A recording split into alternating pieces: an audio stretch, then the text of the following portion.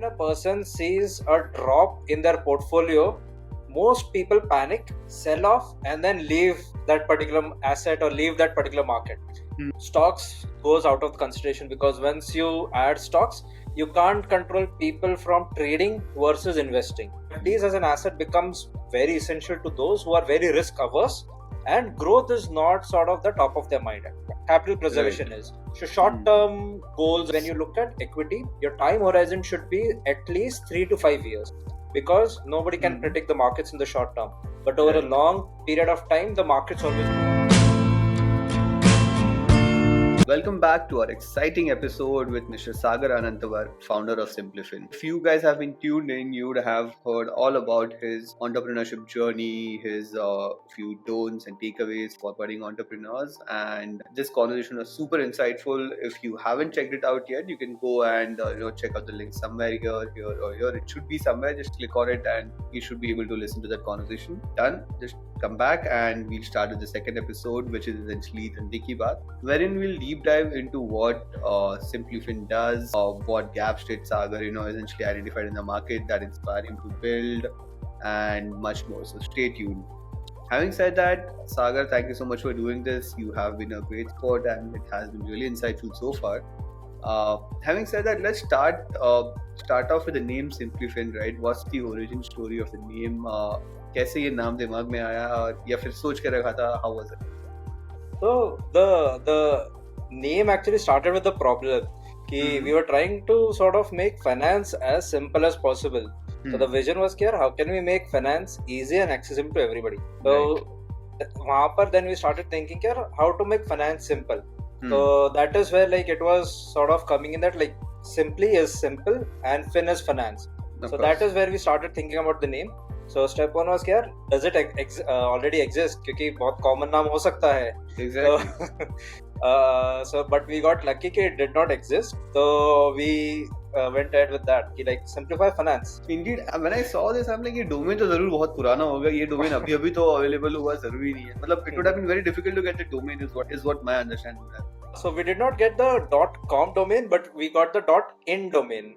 .in भी मिलना काफी tough है. But anyways, I'm glad you guys got it. And having said that, right, let's dive into the segment. Let's start off by the market problem that you guys found and what exactly. So even before that, right, let's talk upfront about what essentially it does, what the objective is, and how do you want investors or customers to kind of look at it. And then we'll get into what was the market problem that you identified and why did you get into it. Sure.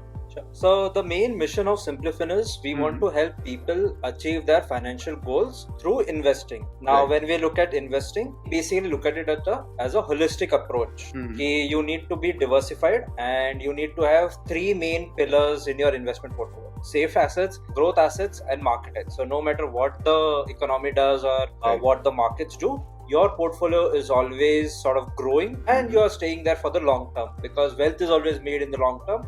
Short-term gain does not really exist. So that's where we started off with, and what we basically do is across these three pillars: safety, growth, and market hedge. We help users invest across fixed deposits, bonds, curated mutual funds, and digital gold. So that is basically what Simplifin is and what we offer. Understood. Coming into this specific segment in 2023, when you guys started, right? I'm really curious and I have to ask this. Investment as a segment and, investing in mutual fund, digital gold or FDs, all of that has been around for quite some time after fintech evolved as an industry over the last, almost 3/4 of a decade, right? Last 7 years. So what was essentially going on in your mind when you got into the industry at this juncture? So one thing which was going on is, yes, the assets already exist. People are already investing in all these assets. But one insight that we had was not everybody is actually diversifying across these assets and making use of these assets for what is their core purpose. So what I mean by that is, back in the day, before FD became a big thing or gold became a big thing, everybody was just investing in mutual funds. There was no diversification. Then once FD became a phenomenon or gold became a phenomenon, people started investing in gold a lot. Then when FD became a phenomenon, people started investing everything in FDs. So yes, investments in all these instruments was there. But one thing people missed was you should not put all your eggs in one basket. That is the Right. core principle that we started with and that we stuck with. So that's where Right. we thought, yaar, this is still a problem. Let's try to take these eggs from one basket and divide them into different things, and True. then let's try to help them out how they can actually grow. So that was the core idea, and that was the core problem that we saw that we went out to solve. Makes sense. Interesting. So if you look at the last 7-8 years in the fintech industry, specifically in the wealth tech industry that you are in, there has been multiple approaches for consumer facing app, right? You had on one side of the spectrum, you had people like IND Money, you had people like you now have people like Stable, and then you also had a few other people. So from IND Money's perspective, they are like everything under one basket, and it was like they are Correct. versus the other approaches. Correct. Yeah. So we basically land exactly in the middle between Stable and IND Money, because we don't offer a single asset and we don't offer everything that exists out there. So basically our philosophy was, we want to help people achieve their goals. Now when you look at goals, like when you want to actually generate wealth, power of compounding comes in when you're actually invested for 5, 7, 10, 15, 20 years, right? True. Now when we look at human or psychology, right, when a person sees a drop in their portfolio, most people panic, sell off, and then leave that particular asset or leave that particular market. And that is where they lose out on the power of compounding. So like when you would have already seen, like COVID, many people actually sold off when the market was sort of falling.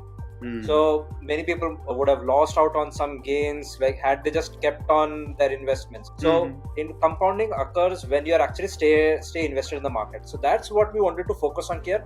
How can we help people stay invested? So that is where we defined that, hey, these 4 assets will help tackle markets which are growing through growth assets, markets which are consolidating through safety and market hedge, and when the markets are in decline, your market hedge and your safety assets will still keep on growing. So we try to play on that human psychology here. The market is falling 30%, but your portfolio is still falling only 15%, which gives you that mental cushioning here. I should stay invested because I am doing better than how the general market is. So that's where we said we do not do everything, and just one thing again doesn't cut it, because we can't really help people stay long term with just one single asset. So that's where we said that let's do these 4 assets which cover our pillars and play on the human psychology that yes, you're always doing better than what the markets are doing, and help them stay invested for the long. Got it. Makes sense. Having said that, right, let's talk a bit about the kind of the assets that you have curated on your application. Like one is bonds, FD, gold, etc. So what are essentially the thought processes for these specific assets being there? Why not anything else or that way? Correct. Sure. So we wanted to again focus on investing for long term, right? So our initial thought was stocks goes out of consideration, because once you add stocks, you can't control people from trading versus investing. As you know, like trading, 90% people make losses, and then even those who do make profits after taxes and everything, not sure how much actually stays as a profit. So that's where we said that stock goes out of the picture from day one itself. Now the other assets, now we wanted to make investing, like we wanted to help everybody achieve their financial goals, which means that PMS, AIF, which have a very high threshold, those also went out of consideration, because not everybody has 50 lakhs or 1 crore to actually invest. So that's how PMS, AIF also went out of consideration. So then we thought that, okay, what are assets which everybody understands, which are regulated, and which gives you predictability? So that's where in our initial thought process, we were thinking about P2P, but then we thought that, hey, we don't know how the rules might change, and like bonds and FDs and debt mutual funds will offer very similar sort of returns, which are plus regulated. So then that is where we chose that, hey, FDs, highly regulated, investor knowledge is already there, so let's pick that. Bonds gives better than FD returns, again safe, regulated, let's do that. Then mutual funds, yes, these are the growth drivers because they give you access to a lot of different options. So that was the other one. And the final was, we wanted an asset which was going to work against the market. So during consolidation or during decline, what is that one thing which can still keep our investors invested?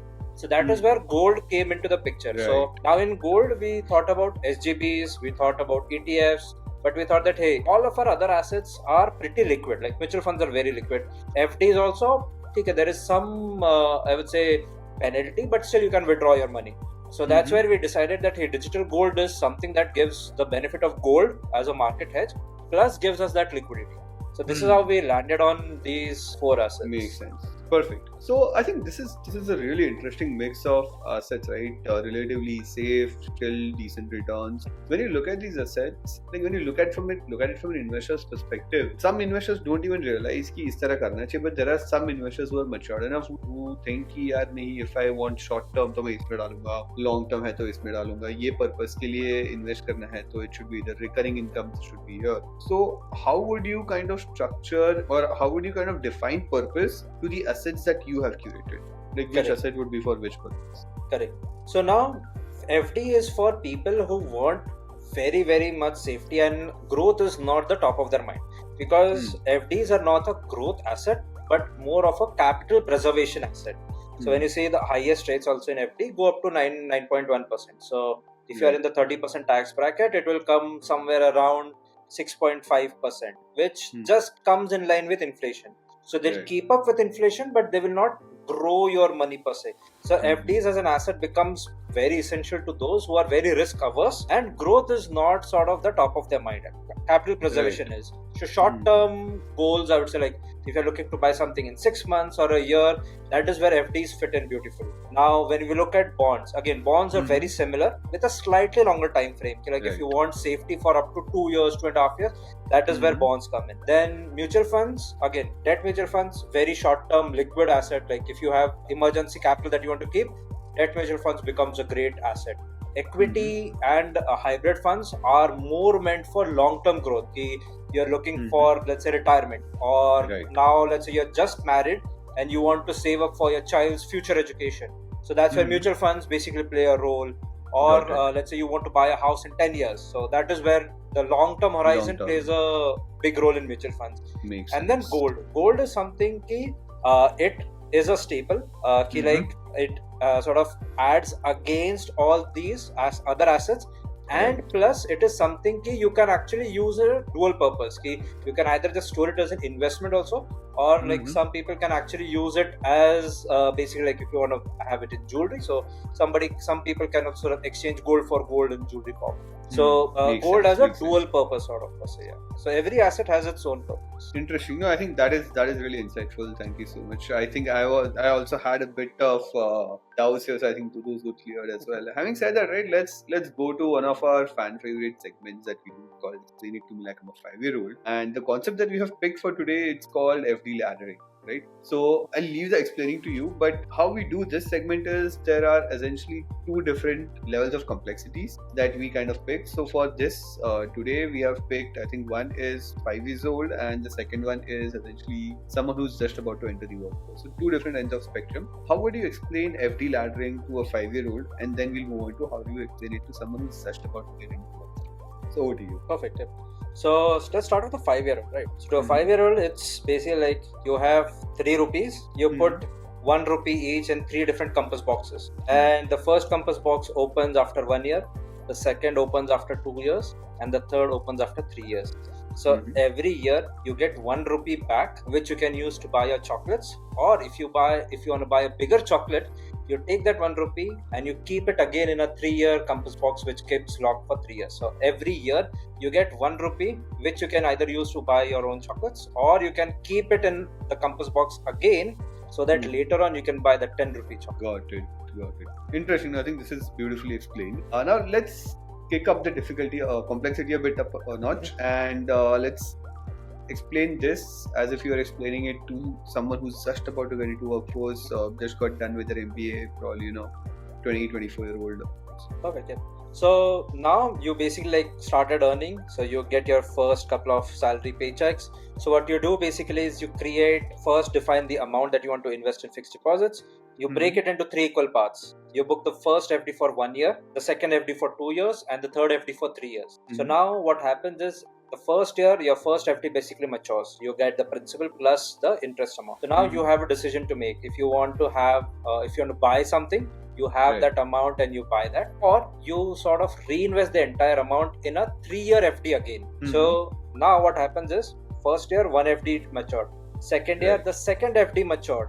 The third year, the third FD matured. But because you kept on investing for 3 years, now every single year, one of your FDs is maturing. So every year you're getting a certain amount which you can either spend or you can reinvest.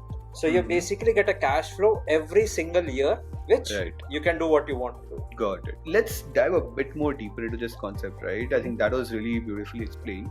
Now, when we take a step back and look at two different aspects of this, right? One is the purpose of doing this practice. Who should and why should you do it, or why would you do it? And the second is the reinvestment amount every time. How that amount can be adjusted if I want to use a certain amount, or if I want to invest a full amount. How and when to decide that? Sure. So the main purpose of doing FD laddering is actually to keep liquidity. So as you know, in fixed deposits, once you invest, your amount is locked in for a certain maturity period. Now you have the option to do premature withdrawal, but then there is a penalty. You don't get the entire interest. So now if you want to get the entire interest amount plus keep that liquidity, that is where FD laddering basically plays a role. Okay, every year you get a certain amount. Now how to decide what to do with that particular amount of money? So now every year you get principal plus interest.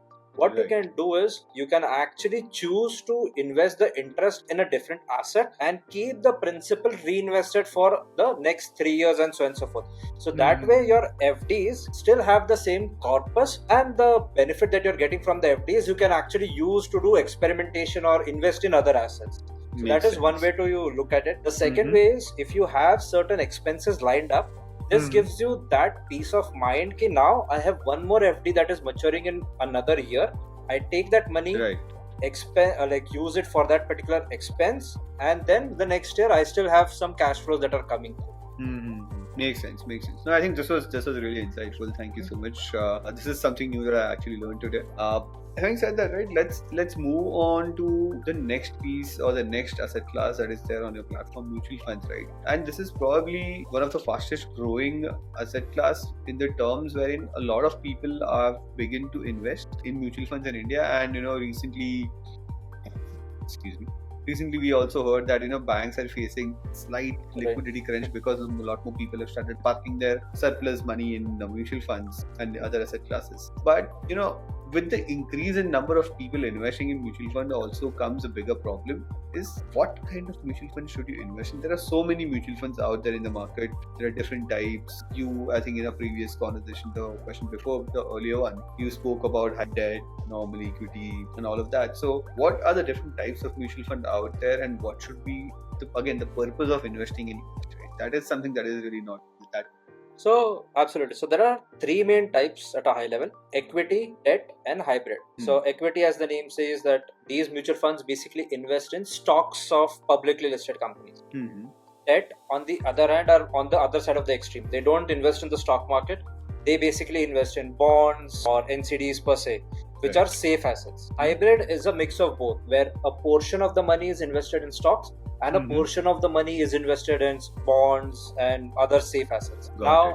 Each type of mutual fund serves a different purpose. So the equity is something that is more suitable for higher risk potential or higher risk appetite individuals, because your exposure is high on the stock markets. If the markets go up, your mutual fund portfolio is going to go up. If the stocks go down, your portfolio is going to go down. There is a diversification piece also, but in general, it is directly linked to the stock market. So your risk appetite needs to be high. And when you look at equity, your time horizon should be at least 3 to 5 years, because nobody can predict the markets in the short term. But over a long period of time, the markets always go up. So that's where the equity mutual funds shine. 3 to 5 years at least, then equity mutual funds become more suitable for you. Debt mutual funds, on the other hand, are safe assets. They are not going to grow your money that much, but they are going to do two basic things. One is they are going to help you preserve your capital. So they'll keep on growing with inflation, so your money keeps the same value. And the second is basically it gives you very high liquidity. So it is for people who don't want a lot of growth, but they want to preserve the capital and they are very risk averse. For them, debt mutual funds becomes the best choice. Now the third thing, which is hybrid mutual funds. Now in hybrid also there are three main types, which is conservative, which is more debt. Then there is balanced, which is equal debt and equity. And then aggressive, which is more equity, less debt. Makes now sense. Here also very similar thing plays a role.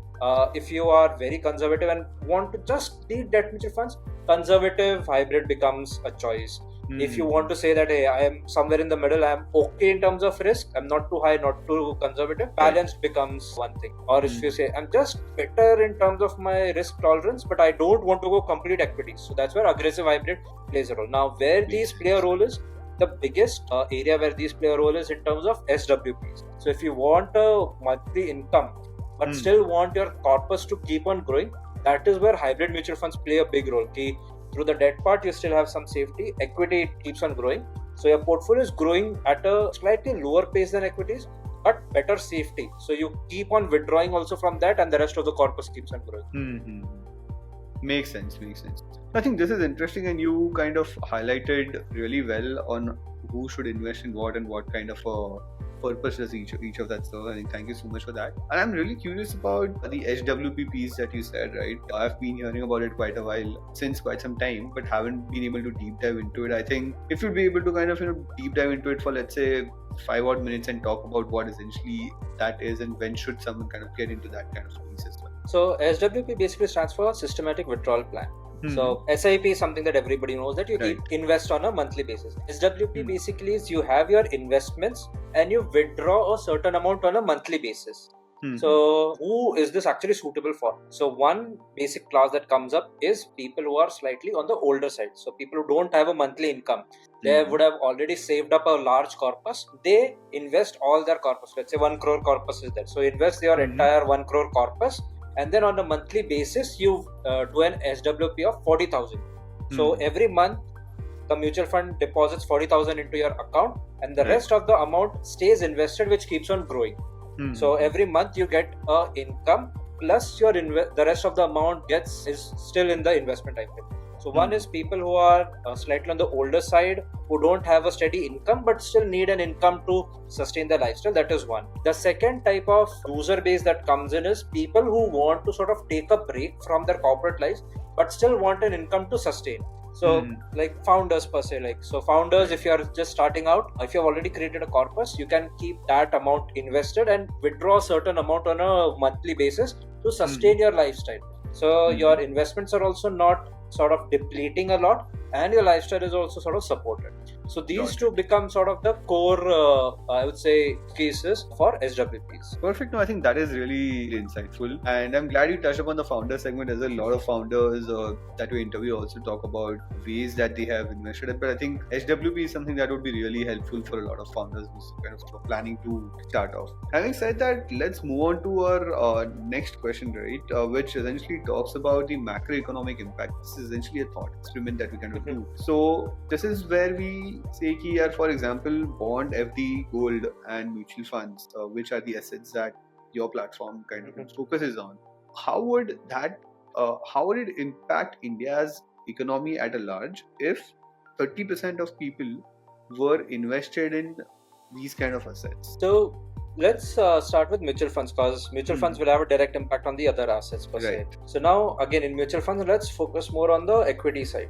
So now if the participation in equity mutual fund goes up, which means that the capital that is allocated to all these different companies is going to go up, which means that the market capitalization of every single or a lot of the stocks is actually going to go up. So one is market cap is going to boom. The stock market, the Nifty 50, the Sensex, they are going to go up and up. So that is one. So now what that will also lead to is, because this is going to happen on a steady state basis. So now as the markets grow, there is a potential for higher FII investments also coming in, because FIIs usually invest in growing markets. So there is a lot of potential for FII investments coming in. Now what that basically means is a lot of inflow into companies, a lot of inflow in the Indian markets, which means that the corporate sector has a higher potential for growth. So you can think of, like, let's say Reliance right now has some 2 lakh crore, 3 lakh crore market cap, right? Now if they get 1 lakh crore extra rupees, they can actually expand at a very faster rate. So the economy will grow. Employment rate is something that will also grow with it, because now you're focusing on growth. So you'll need to hire more people. There are new industries that might come up, because now once you see that, hey, the tech industry is growing, so there might be new companies which might start coming up in the same sector. So the sector itself might keep on growing. Now, what these are the positive sides of investments, right? The downsides of that is on the banking industry directly. Now, how the bank basically works is they basically take money from retail investors at a X percentage, which is your savings account or your FD rates. Right. They lend it to people at a slightly higher rate and basically profit from the spread. True. So now, if let's say there are people who are not investing in FDs or not keeping the money in savings account, which means that the cost of acquisition for these banks is going to go up. So if in mutual funds they're getting 12 to 14%, people are not keeping their money in FDs at 6%, 9%. So then FD rates are going to go up. Now, FD rates, if they actually go up, there are two scenarios that we can actually see. One is the bank profitability might go down if they keep the loan interest rates the same, because now they are borrowing at 10% and lending out at 12%, so their profitability has gone down. True. So that might affect the banking industry. Or the other case would be that the borrowing rate could actually go up. So now you're borrowing a home loan at, let's say, 9.5%. So tomorrow you might actually end up at a home loan of 12% or 13%, because the banks still need to keep that same profitability. So these are some things which could be sort of adverse effects of people just going in the equities market. And the other side effects also sort of becomes is now we become a bit more over leveraged. In the sense, if let's say you're pumping in so much money into the equities market, and if the companies don't grow at the same rate, let's say consumption actually also comes down. Let's say you have 100 rupees of salary that is coming in, and you initially were spending 60 rupees and investing 40 rupees. But now you invest 50 rupees or 55 rupees and only consume or spend a smaller percentage.